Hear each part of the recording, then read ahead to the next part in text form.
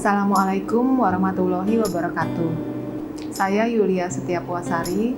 Saat ini saya akan melakukan tindakan resusitasi.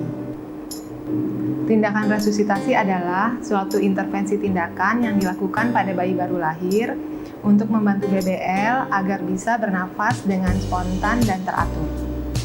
Persiapan alat dan bahan: infant warmer beserta lampu dan oksigen, sarung tangan steril, sungkup dan balon resusitasi, stetoskop, bengkok atau nirbecken, penghisap lendir, kain bedong 3 buah, topi bayi, dan ember pakaian kotor. Selamat siang, Bu. Iya. Saya Bidan Yulia, saya yang bertanggung jawab atas persalinan Ibu saat ini. Ya. Kemudian menjaga privasi pasien, menutup horden. Kemudian persiapan ruangan tertutup, terang dan nyaman. Persiapan petugas masih memakai APD. Selanjutnya melakukan penilaian awal, apakah bayi cukup bulan, apakah tonus otot baik, dan apakah bayi bernafas spontan dan menangis. Hasil pemeriksaan tadi, bayi cukup bulan, tonus otot lemah, bernafas megap-megap, dan bayi merintih. Maka petugas mengambil keputusan untuk melakukan resusitasi pada bayi. Sebelum melakukan tindakan resusitasi, petugas meminta izin kepada keluarga pasien. Selamat siang Bapak, saya Bidan Yulia, saya yang bertugas pada siang hari ini dan diberi kewenangan untuk melakukan tindakan pada bayi. Dari hasil pemeriksaan, bayi Bapak ini tonus ototnya lemah, bernapasnya megap-megap, dan tangisannya merintih. Sehingga kami harus melakukan tindakan resusitasi terhadap bayi Bapak. Kenapa harus dilakukan tindakan resusitasi?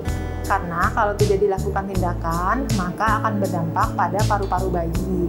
Dan selanjutnya bayi tidak dapat bernafas dengan spontan dan teratur. Jadi gimana Pak? Apakah Bapak bersedia untuk dilakukan tindakan resusitasi pada bayinya? Ya, bersedia. Jika Bapak bersedia, maka Bapak silahkan menandatangani formulir persetujuan ini ya Pak. Baiklah, Bapak kan sudah menandatangani formulir ini, maka kami akan melakukan tindakan resusitasi ya Pak. Kemudian menjepit dan memotong tali pusat. Tali pusat sudah dijepit dan dipotong, lalu memindahkan bayi dari perut ibu ke meja resusitasi. Memindahkan bayi dari atas perut ibu ke meja resusitasi. Kemudian melakukan langkah awal resusitasi, yaitu jahitan.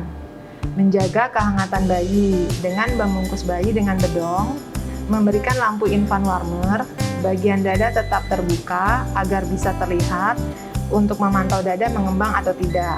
Kemudian mengatur posisi kepala bayi semi ekstensi, yaitu dengan memberikan ganjelan dengan kain. Setelah itu melakukan isap lendir mulut bayi. Gunakan penghisap lendir Deli, tekan dulu di luar, kemudian kita hisap bagian mulut dulu, dimasukkan jangan terlalu dalam. Kemudian dilepas tekanannya sehingga cairan yang ada di dalam mulut bayi kesedot.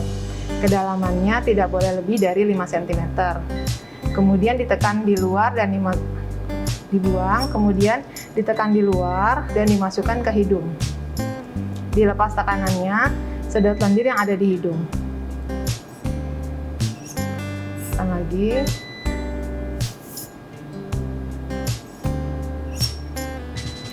Setelah itu, mengeringkan dan lakukan rangsang taktil. Setelah itu kita keringkan tubuh bayi dengan menggunakan kain yang bersih dan hangat. Ganti kain yang basah. Pakaikan kain yang baru, bersih dan hangat. Bagian dadanya biarkan sedikit terbuka untuk memantau apakah mengembang atau tidak.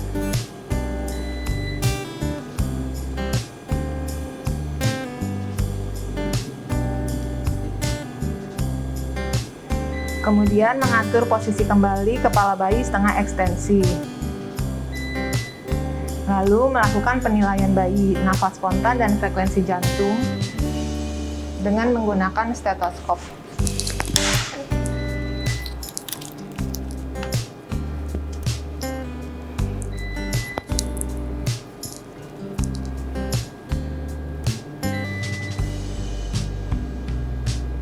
Dengan menggunakan stetoskop, kita nilai usaha nafasnya dan frekuensi jantungnya. Jika bayi bernafas spontan, menggap-menggap, dan frekuensi jantung kurang dari 100, maka lakukan VTP. Jika frekuensi jantung lebih dari 100 kali per menit, bernafas spontan, tapi ekstremitas perifer cyanosis, berikan oksigen aliran bebas 100% 2 liter. Jika frekuensi jantung lebih dari 100 kali per menit, nafas spontan, maka lakukan tindakan pasca resusitasi. Ini contoh kasusnya adalah bayi aterem, bernafas menggap-menggap, frekuensi jantungnya kurang dari 100 kali per menit. Maka kita lakukan tindakan VTP. Selanjutnya adalah melakukan VTP. Memasang sungkup dengan menutup hidung, mulut, dan dagu. Jadi menutupi hidung, mulut, dan dagu. Pastikan perlekatannya sesuai atau bagus. Hidung, mulut, dan dagunya tertutup rapat. Cara memegangnya, tangan kanannya huruf C, ibu jari di bagian hidung, dan telunjuk di bagian mulut bawah sungkup. Jari yang 3 ini tidak boleh di bawah leher, karena bisa menutup mulut bayi dan bagian leher jadi sakit. Jadi jari yang 3 ini di ujung mandibular bayi. Kemudian melakukan ventilasi tekanan positif selama 15 detik. Dengan tangan kiri, tekan balon mengembang sendiri, lihat apakah dadanya sudah mengembang. Setelah terlihat dada bayi mengembang, maka kita lakukan VTP dalam waktu 15 detik. Mulai menghitung. 1 lepas-lepas, 2 lepas-lepas, 3 lepas-lepas, 4 lepas-lepas, 5 lepas-lepas, sampai 15 detik. Kemudian melakukan penilaian. Jika ada gerakan dada, lanjutkan VTP 15 detik lagi. Jika tidak ada gerakan dada, kita melakukan koreksi stripta, yaitu sungkup, reposisi, isap lendir, buka mulut, tekanan dinaikkan, alternatif jalan nafas. Kemudian lakukan VTP yang menggerakkan dada. Di sini terlihat gerakan dada mengembang, lalu melanjutkan VTP 15 detik lagi. 1 lepas-lepas, 2 lepas-lepas, 3 lepas-lepas, 4 lepas-lepas, 5 lepas-lepas, sampai 15 detik. Jadi total VTP 30 detik. Kemudian melakukan penilaian. Nilai frekuensi jantung,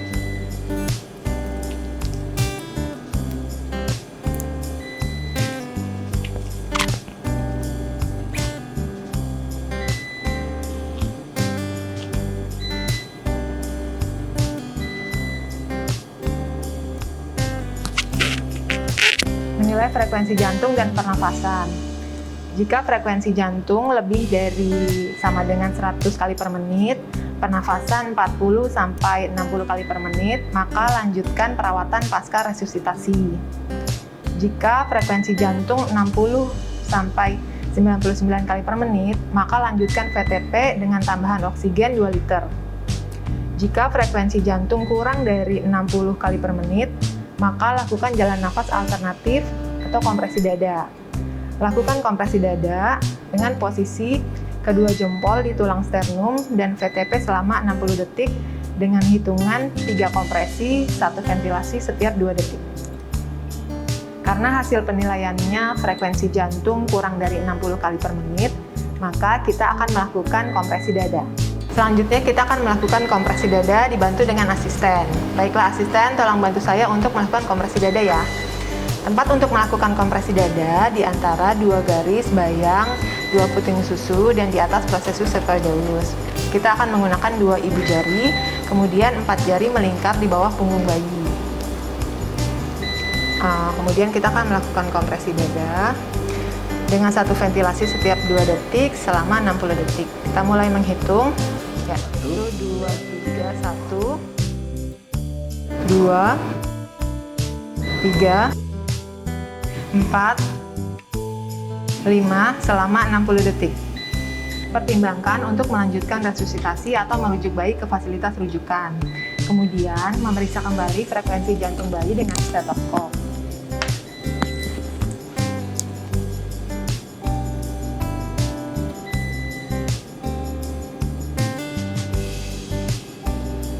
Hasilnya, frekuensi jantung bayi sudah normal, yaitu 100 kali per menit.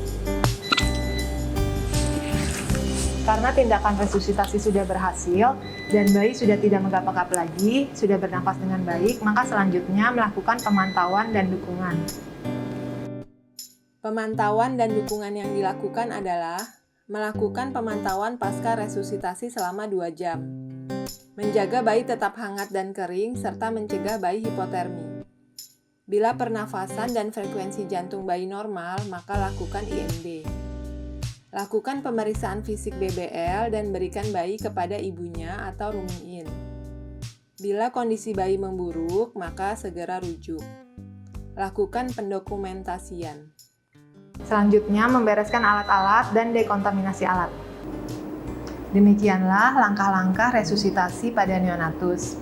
Semoga dapat bermanfaat dan terima kasih.